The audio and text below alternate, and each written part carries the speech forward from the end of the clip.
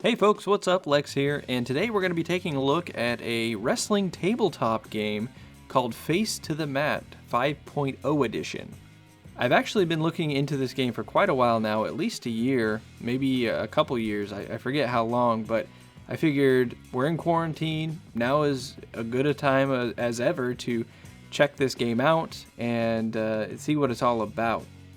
What really drew me to this game, just based off of watching other people play it and checking out the posting on the website, was how dynamic it looks like it could be with the simulation engine.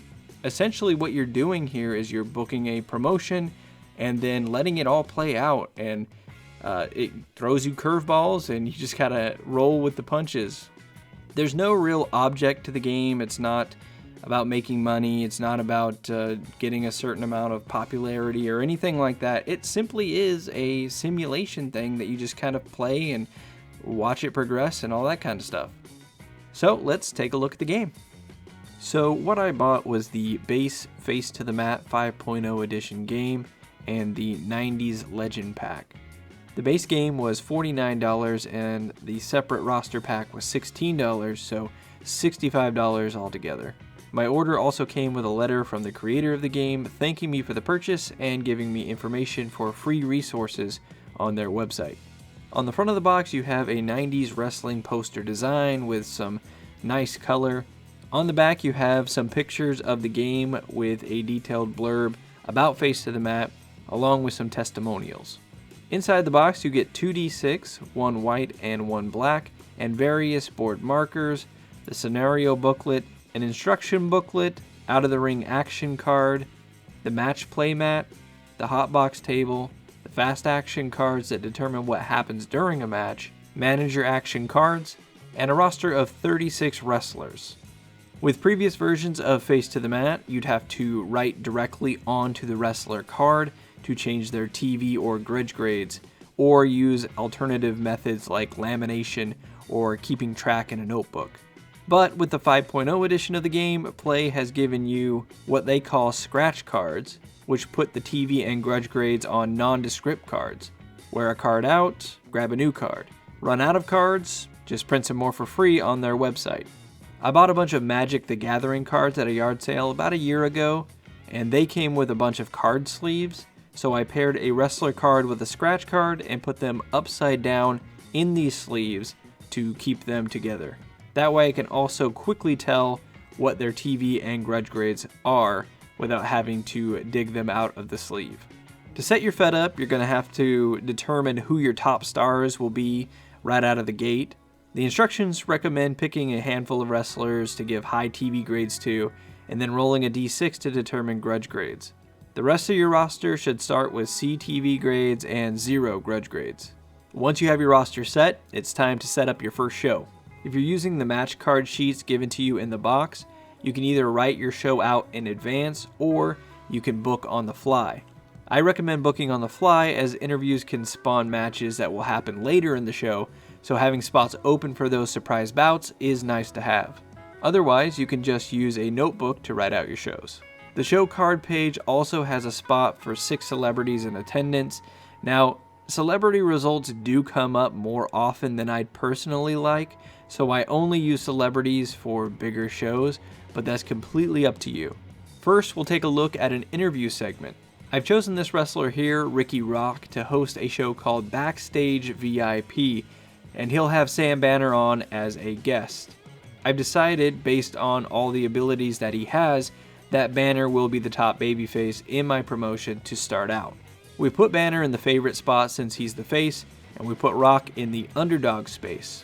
Even though we haven't established Rock as a heel yet, even if he was a face, he wouldn't be a bigger face than Banner right now, so he's gonna default to underdog no matter what. We also have to set up our hot box with some potential allies, foes, and others with high grudge grades. I look at these guys with the high grudge grades who might not be directly related to anyone involved in the segment as guys who have been pushed so far that they're loose cannons and can show up anywhere and get involved in anything. Now that we have that set up, we roll the dice and check the result. Our result tells us that the commissioner has come out and fired Ricky Rock as host of the Backstage VIP show, and then gives the show to Sam Banner to host. That increases Rock's grudge grade by 3 points, and now we can set up a main event for Banner versus Rock, and thus a new feud is born. Of course, if you're keeping record of the show, you can be as descriptive and imaginative as you want. Now we're going to take a look at a match. I've set up a bout between Triple G and Nuke Newsom. Triple G will go in the favored section while Newsom will play the underdog here. I've also set up the hotbox, as the hotbox is very likely to come into play. As you progress further in your Fed, the hotbox will become easier to fill out once you've established allies and foes for everybody. First, we roll a d6 to determine the pre-match event. We get a 6, so we go to Highlight Reel R. We roll again, this time with 2 dice to determine the result. The result we get involves a celebrity, but as you'll recall, I decided not to include celebrities in this event. Instead, I'll roll again. This time we get an 11, which tells us to go to Highlight Reel P. We roll again and get a 43, which tells us that Triple G's ally in the hot box comes up with a way to knock the underdog down a notch, reducing Nuke Newsom's TV grade by 1. TV grade essentially acts as overness or popularity. So one thing that I didn't do here that you should do is knock that TV grade down immediately, because it could factor into the match. I put a wrestler named The Big Time in Triple G's ally spot, so we'll say that The Big Time is shown in the crowd holding a witty and demeaning sign about Nuke, which they show on TV and make Nuke look foolish. Now that that's determined, we start the match. Each wrestler is tracked on their side of the game board with a game piece. We draw the fast action cards and check the results.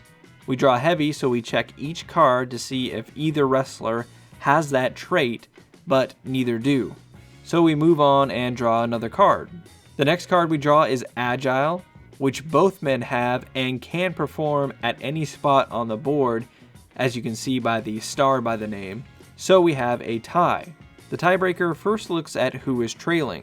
If one wrestler is trailing on the game board, then they will win the tiebreaker, but if both men are tied in their advancement, then the winner is the favored wrestler. Since this card says submission, the performing wrestler will get 1 point of advancement, plus 1 point for every roll of the dice where the opponent can't break the hold. The match goes on as we continue drawing the fast action cards. Triple G is in control when we run into a highlight reel card. We roll both dice and head to highlight reel section A. Our result yields more celebrity involvement, which again, we're ignoring for this event. We roll again and get a 64 this time. Our result tells us that Triple G connects with a cheap shot, which sends Newsom into a frenzy. The result speaks of managers, spectators, and more, so we'll use our creative freedom here to say that the fight spilled out into the crowd, where fans were trying to get in on the action, so the ref calls for a double DQ and the match is over. Now here's where Face of the Mat can get a bit iffy. We have a match with no clear winner or loser, but the instructions tell us to roll for a post-match event. Problem is, almost every result here cites a winner and a loser. However, the great thing about this game is that you can use your own discretion to say, we don't need a post-match event here because of how the match ended in wild chaos, and you can move along. And there you have it, folks. Face to the Mat 5.0 edition. You can pick this up at play.com, that's PLAAY.com. This is not an advertisement. I did not receive a copy for review. I just wanted to check it out. I'm really interested in stuff like dynamic systems and randomization and procedural generation and all that kind of stuff. I just like to see what plays out and see what happens. So it was something I was definitely interested in, and the verdict for me is, while it does have some rough edges, I've actually tried to produce a game like this myself, and it's very difficult to do when you consider everything that's involved, all the moving pieces. To be 100% adaptive and contextual and all that kind of stuff is really difficult to do. But I think this game does a really good job trying to harness all of that and put it all together. It has produced a couple of very interesting shows for me, and I think it could make you entertained for hours on end. But I do have to put this caveat in there. This is not a game where you have an objective, so don't go looking at it like that. Just understand that it's a simulation engine, and I think you'll be okay.